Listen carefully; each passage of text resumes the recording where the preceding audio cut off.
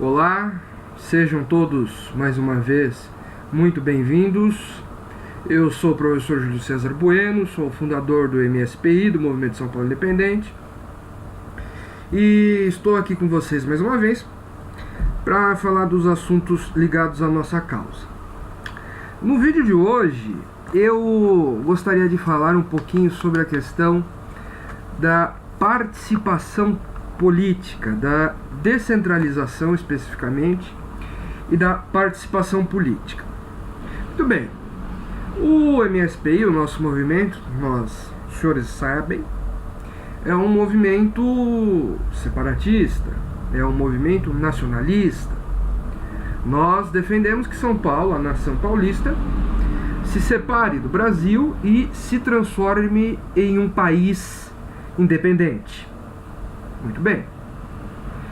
Qual é a lógica que está por trás deste princípio que nos baseia, que nos norteia?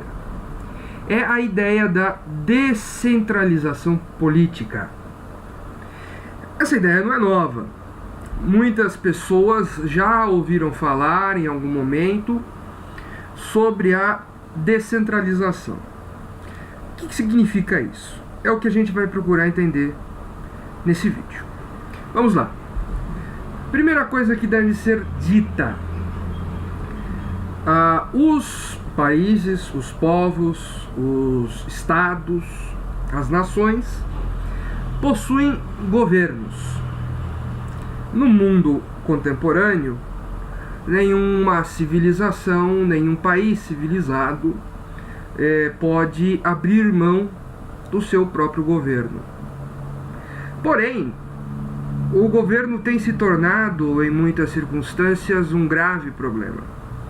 O governo tem se tornado um grave problema a partir do momento em que ele se transforma em um instrumento para atacar a liberdade civil dos cidadãos. O governo se torna um grave problema no momento em que ele restringe a liberdade civil das pessoas.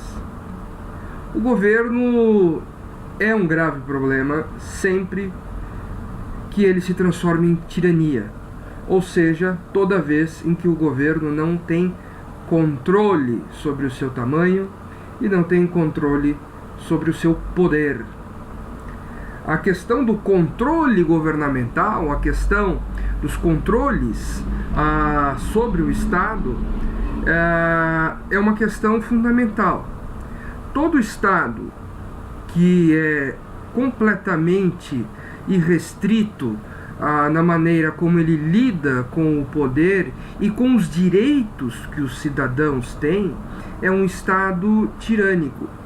O Estado, sim, é uma figura absoluta, mas ele lida com determinados limites. Esse absolutismo que o Estado possui pressupõe determinados limites.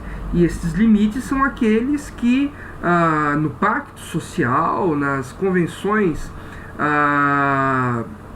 do direito natural, acabam formando os limites do Estado. O direito natural, ele precede a existência de um Estado com as suas leis positivas, com a sua lei escrita. O direito natural, o direito à vida, o direito à liberdade, o direito à propriedade e o direito de se revoltar contra quem ataque estas suas liberdades, são direitos naturais. E o Estado não tem o direito de violar esses direitos naturais. Muito bem. Há um segundo ponto que deve ser colocado para além dos direitos naturais na relação do Estado. Quanto maior um país é nas suas dimensões territoriais, maior é a tendência à descentralização. Ou seja, países grandes como os Estados Unidos, por exemplo, eles não nasceram com o tamanho que tem hoje. Eram vários estados, várias colônias, que por agregação foram se juntando, foram se unindo e se transformaram em um grande país, uma federação de tamanho descomunal, que é os Estados Unidos, que são os Estados Unidos. Então, países grandes têm a tendência a descentralizar o poder político nos estados e também nos municípios, né? Mas sobretudo nos estados. Sobretudo nos estados. Tá? O caso brasileiro é uma demonstração disso. O Brasil é um país, é um estado que tem um tamanho, tem um território muito grande, e para poder ser minimamente governável, esse estado precisa ser dividido em unidades federativas. No nosso caso atual, são os estados. Na época que era o Império, entre 1822 e 1889, o Brasil era dividido em províncias.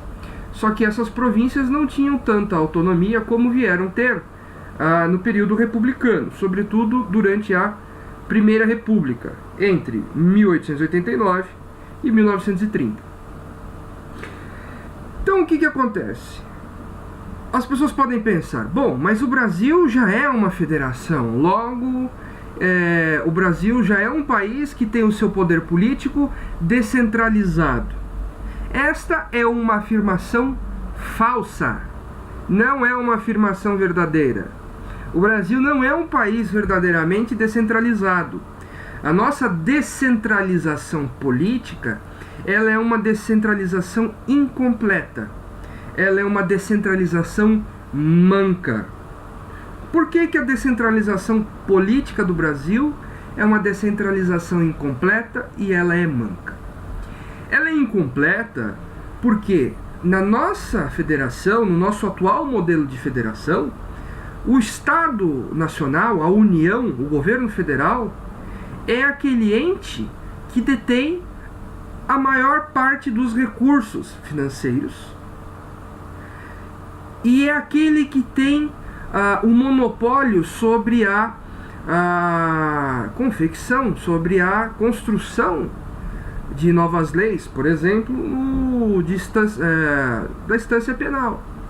Os estados não têm autonomia para legislar em matéria penal, por exemplo, coisa que lá nos Estados Unidos os estados têm. Lá nos Estados Unidos os estados têm a liberdade, têm a autonomia para criarem as suas próprias leis penais no âmbito estadual. Aqui no Brasil isso não existe. Agora você pode pensar, por que a descentralização é tão importante? Por que a descentralização importa? A descentralização importa porque quanto mais próximo você, cidadão, estiver do seu governo, mais facilmente você pode fiscalizá-lo. Quanto mais próximo de você estiver o seu governo, os seus representantes, mais facilmente você pode participar da política. Quando o Estado ele é muito centralizado, quando o Estado ele é absolutamente centralizado, quando o Estado ele é muito fortemente centralizado, como é o caso brasileiro hoje, o Estado brasileiro não é absolutamente centralizado hoje, ele é fortemente centralizado. Os estados e municípios têm alguma autonomia, mas não têm toda a autonomia que deveriam ter. Como é o nosso caso, toda a participação política no Brasil ela fica restrita, ela fica sem força devida. Quem manda mesmo não são os governadores de estado, nem os prefeitos, tampouco o legislativo municipal, que são os vereadores, e menos ainda o legislativo dos estados, que são as assembleias legislativas. Quem manda mesmo é o governo federal. Quem manda é o presidente, seus ministros, a Câmara dos Deputados e o Senado. Então vejam, no Brasil, se você quer mudar alguma coisa, você tem que fazer pressão em quem manda mesmo. E quem manda está lá em Brasília. Entende a dificuldade que existe? Se o centro principal do poder ficasse nos seus próprios estados, então o centro do poder político do estado de São Paulo ficasse na sua capital, em São Paulo.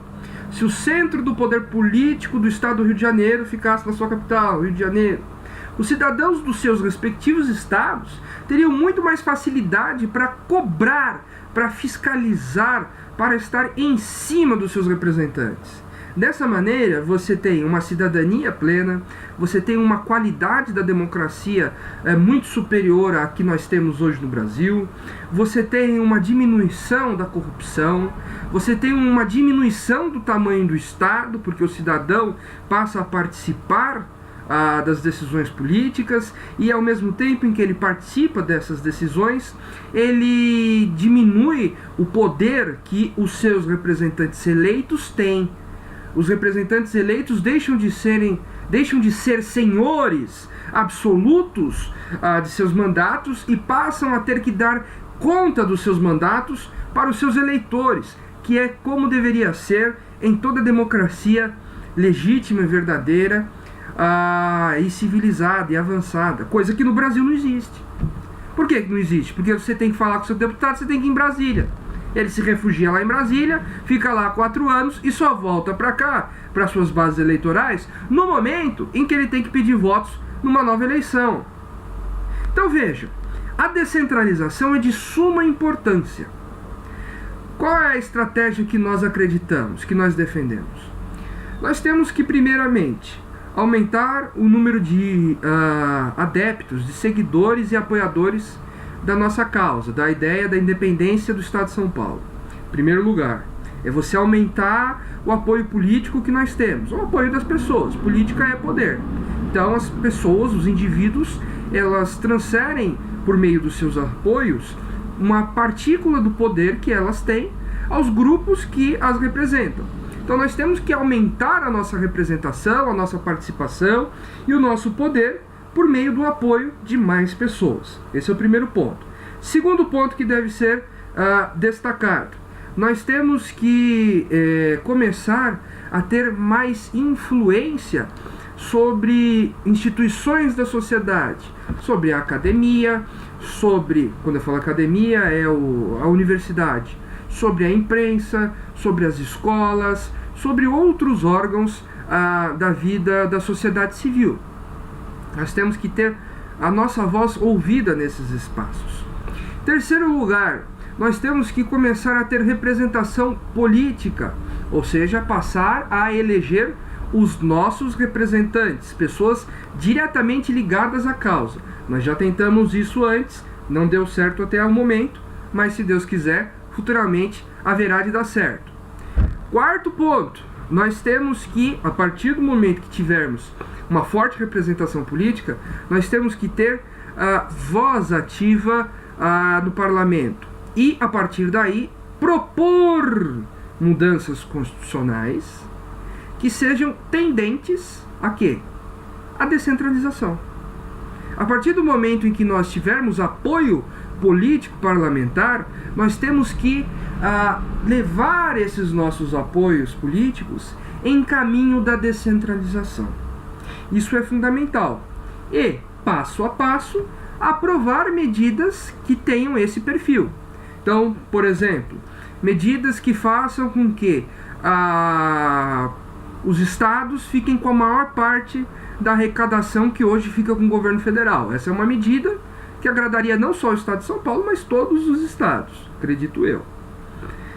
Segundo lugar, você faria uma revisão constitucional, ou quem sabe futuramente uma nova Constituição, que daria aos estados o direito de legislar em matéria penal, ou seja, os estados passariam a ter os seus próprios códigos penais. Nós poderíamos pensar futuramente, isso tudo eu estou falando, pessoal, sem falar em separatismo, estou falando em autonomia, ok? Nós podemos falar futuramente em os estados terem uma legislação sobre imigração. Então, imagine que o estado X quer ter uma imigração mais forte, quer promover a imigração, e o estado Y não quer. Ótimo! Cada estado fica responsável pelo seu controle de fronteiras, fica responsável pelo seu controle migratório. Outro exemplo, os estados podem ter as suas próprias previdências estaduais, independentes da Previdência Geral, da Previdência Federal. Vou dar outro exemplo, aí já indo mais um passo à frente, saindo do modelo federativo e indo para a confederação, que é aquele que a gente defende, que é onde os estados deixam de ser apenas autônomos e passam a ser soberanos.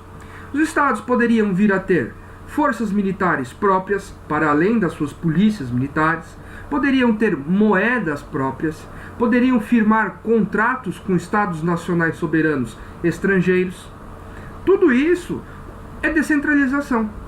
É você descentralizar, é você tirar o poder do governo federal e entregar esse poder para os estados.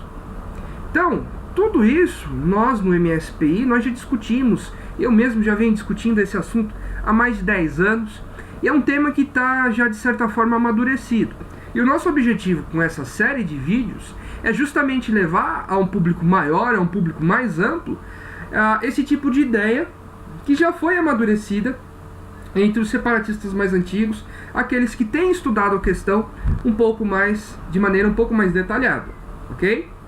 Bom, vamos ter aí próximos vídeos, semanalmente estão saindo vídeos novos aqui no canal, então não deixe de fazer tudo aquilo que você já sabe que funciona nos canais de YouTube, né? Então você se inscreve aí embaixo, não sei aonde, aqui embaixo do vídeo, depois você coloca o sininho, faz isso tudo que você já sabe que é a mania, a forma como vocês e todos nós lidamos com os canais de vídeo no YouTube, ok? Então eu vou ficando por aqui e nos próximos vídeos eu volto para falar de outro assunto ligado à causa paulista. Não deixe de compartilhar esse vídeo.